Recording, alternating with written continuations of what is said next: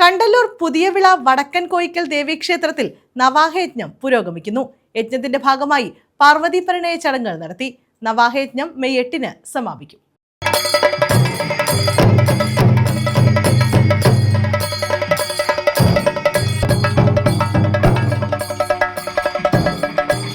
കണ്ടല്ലൂർ പുതിയവിള വടക്കൻ കോയിക്കൽ ദേവീക്ഷേത്രത്തിലാണ് നവാഹയജ്ഞം പുരോഗമിക്കുന്നത്.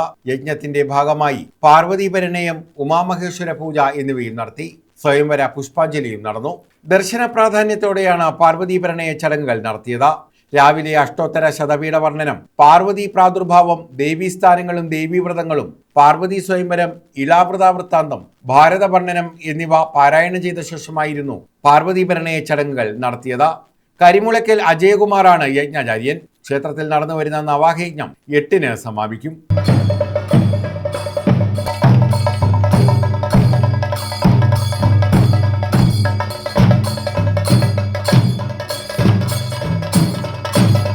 News bureau, Kayamkulam.